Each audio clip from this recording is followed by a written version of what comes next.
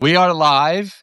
Brian and Kate are here. For those of you who saw this alert pop up from Kate, from Dr. Mangino, because you follow her. My name is Brian Page. I'm the founder of Modern Husbands. I focus on helping couples manage money in the home as a team. And for those of you who saw the notification who follow me, this is Dr. Kate Mangino, author of Equal Partners. And we are working on and hosting a couples we treat called Move Your Marriage, which is not what we're going to talk about today. That's for another day. What we're going to talk about today are just some of the common challenges that folks have when they're trying to manage the home together. And I have a few questions for Kate pertaining particularly to breadwinning and then managing the home labor. And then Kate has some questions for me centered around breadwinning and like what would happen if somebody were to lose a job. So obviously more specifics in a moment, but I want to start out by simply sharing that I have a deep appreciation for Kate's work because when I set out to try to be a great husband, the first book I read when I Googled how to be a great husband was Equal Partners, because that was the first thing I saw online that appealed to me, and it really changed my approach in how I manage the home. And her book speaks to anyone who seeks teamwork in marriage and making sure that they're considering how some of the norms that have shaped how we perceive the roles that we play in our home can lead to resentment or disputes or flat out inefficiencies and just kind of like irrational decision making. So I wanted to share that for folks who follow me. Please follow Kate Mangino and her Substack. Kate, what? Let's start with this. We'll go straight to it. What's Okay. wrong with asking my wife while she is like, packing the school lunches and a child screaming at her, like hanging on her leg, money, mommy, mommy, mommy, just like saying, hey, how can I help in Yeah. that moment? Okay. Hi, Brian. It's very fun to be with you here today. Brian and I work together. I also feel like we've kind of gone over into that friend category, Oh, yeah.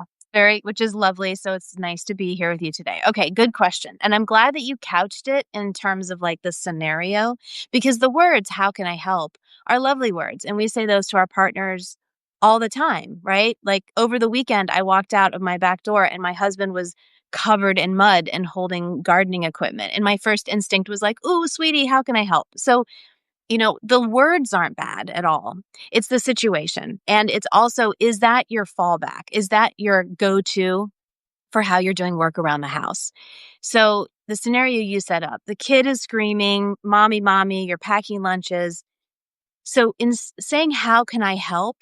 Just adds one more thing to her plate. She's already packing lunch. She's already managing this kid. It adds one more thing that she has to stop and be like, oh, can you get the chips out of the, oh, they're in the box above the cereal to the left of the, right? Like it's just more time that she's going to have to explain a task versus you just jumping in and grabbing that kid and saying like, oh, sweetie, what's wrong? Let's see if we can fix that together. So I think that the premise of this is that if you're always asking, what can I do? Yeah. Then you're not owning anything. And that actually creates more work for her. So if with that being the case, I think like one of the things that I hear a lot, and I'm sure you hear a lot, is kind of the question of like, why is my wife telling me what to do around the house a chore for her too? And I know you started to explain that. Can you dive in a little bit more deeply? Yeah, of course. I think sometimes it's good if we use work parallels to describe things that are happening at home. So I'm going to take a work situation. Think of like a grocery store, something that we all know. We go there all the time. We know grocery stores. Think of what what's on the to-do list of the manager of that grocery store. He's managing his staff. He's managing food coming out, food being sold. He's managing budgets and timelines and deliveries and promotions and staff support. His job or her job, I don't mean to personify that, their job intensifies during working hours, but they're probably taking that home. They're probably answering emails and phone calls in spare time. It's a big job. That's very different from a person who's gonna clock in for a 6-hour shift, say, "Hey, what do I do today? Oh, you work aisle 4, you restock produce. Okay, thanks." You log out, and then you're back home, right? It's a Right. very different job. You would never expect those 2 people to make the same amount of money, ever in a million years. One of them is a big job because they have this cognitive thinking, balancing all the plates, keeping track of projects and people, and one person just is told what to do. Take that back to the household and, put it into context. When you are tracking, when you are responsible at the end of the day for all of the projects, all the dozens of projects that are happening in a household at any given time, and you're all alone in that, it feels very lonely. And it is work to tell kids what to do, to tell partners what to do, to find caregivers or outsourcing what to do. It's still managing. It's still work. It's a very big difference when there's maybe 2 managers and you both kind of know when to dive in, when there are problems, when to work together, and how to solve things together. Does that answer your question? Perfectly. I'm gonna steal that metaphor. I love it. So I have one more question for you. How can a man be a great husband if he's not the primary financial provider? This is a very good question, and I'm going to ping this one back to you in a few minutes. So, because I want to know your perspective too.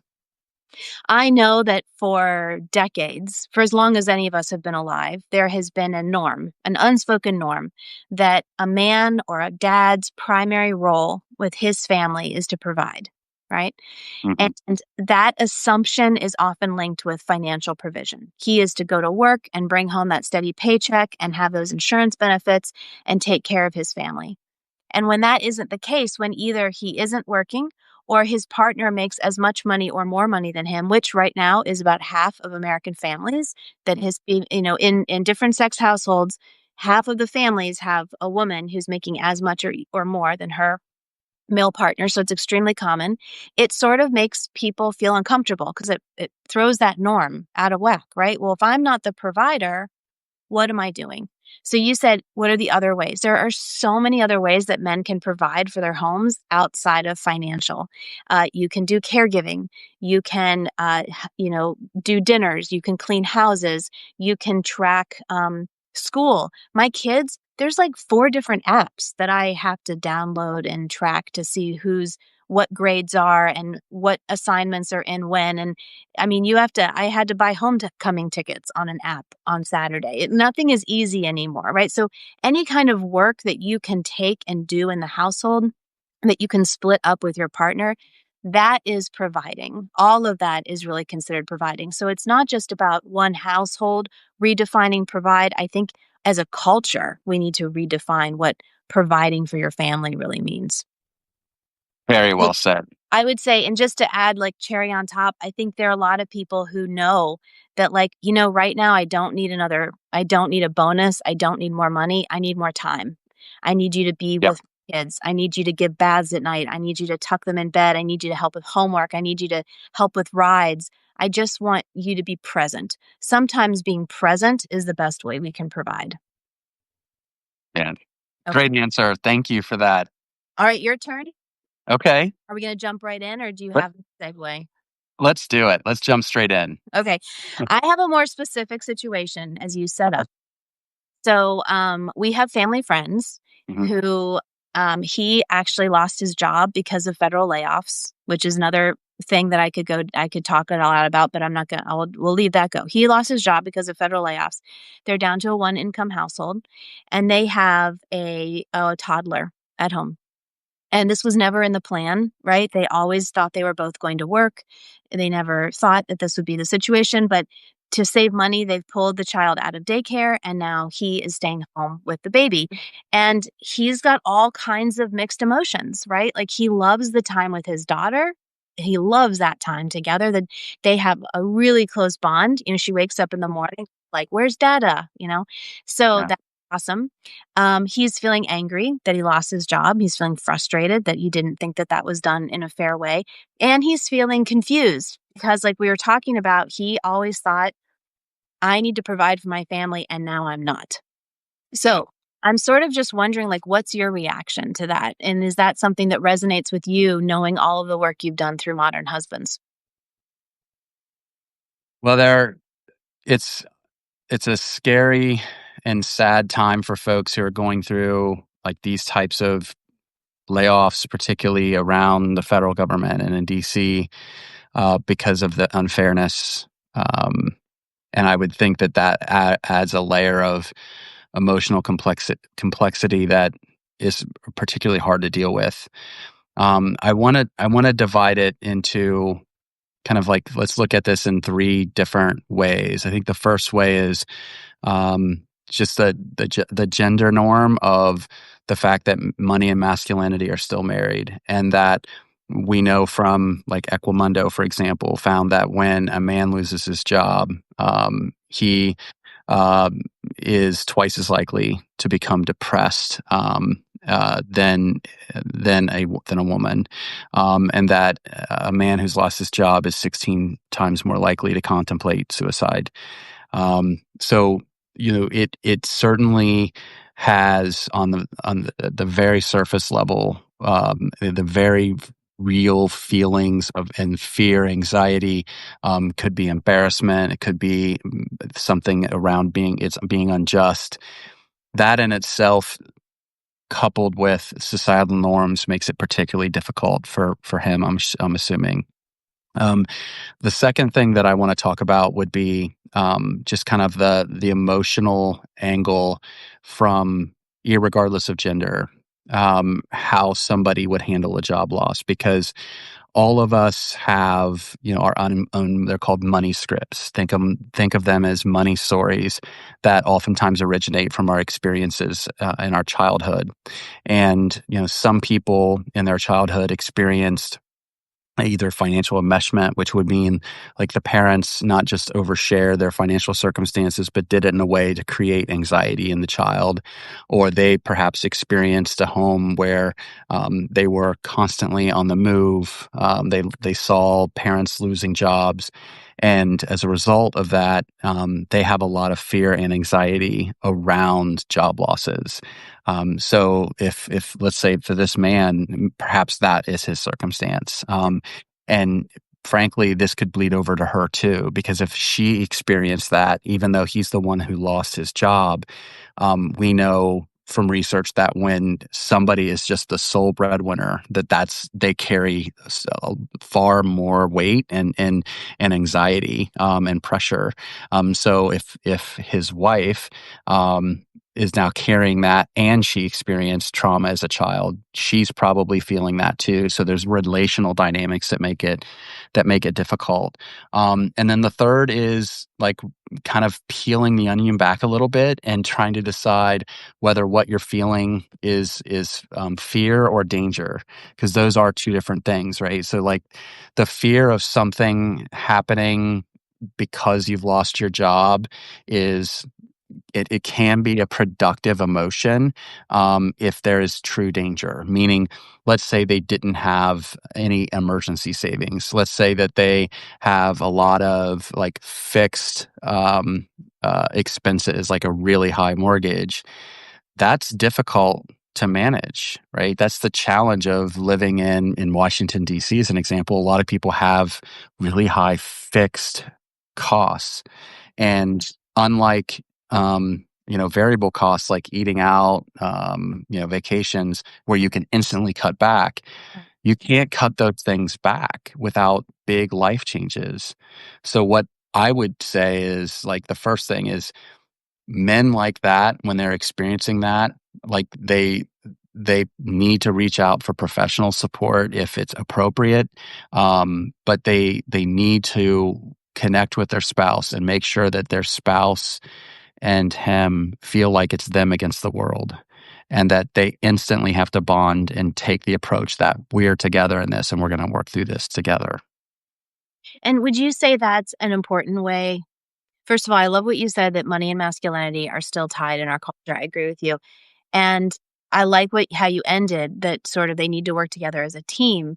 I think a lot of the provider roles for men are steeped in the Mhm. thing that like this is on me alone.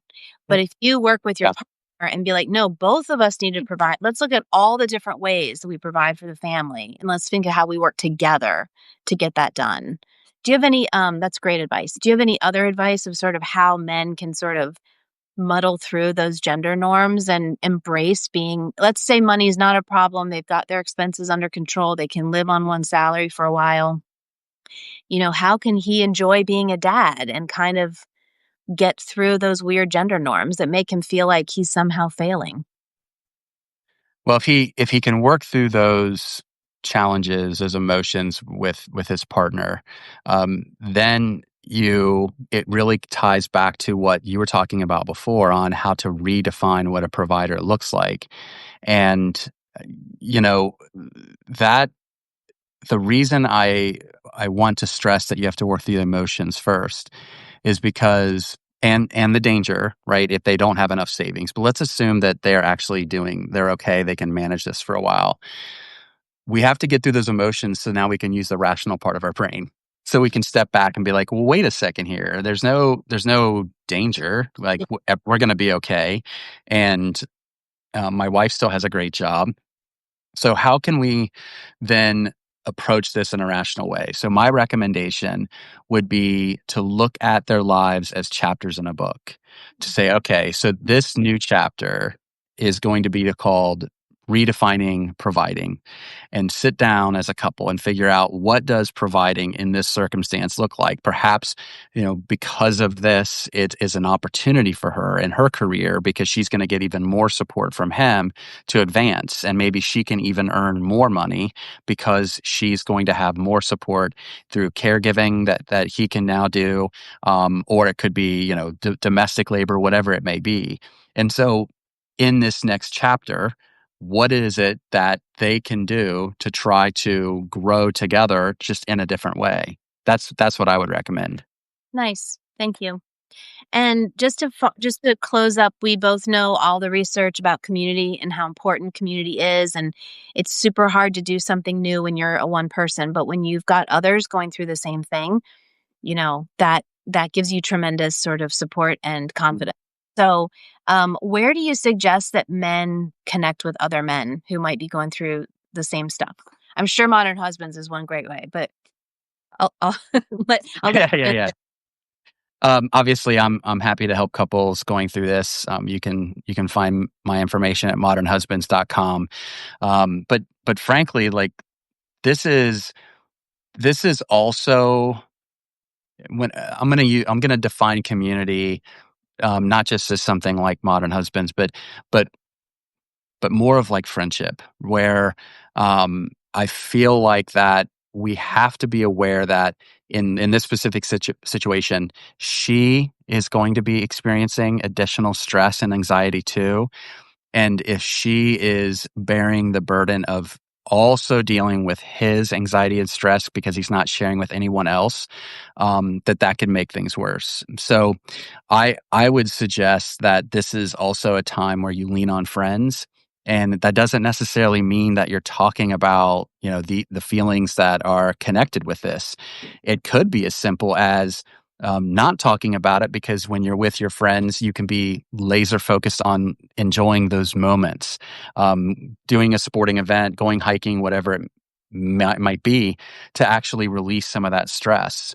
So, a consideration would be like when you think community, think friendships, and think about how can you do things with friends that probably don't cost very much money, because there is job loss circumstance, but that you can be actively engaged in the moment and release some of that stress so your wife isn't the only one bearing that burden. Thank you, Brian. Hey, thank you. This was a great conversation. Yeah, let's do this again. This was actually pretty easy. Yay, Substack. Yes, it was. Absolutely. Take care, Kate. Bye. Bye.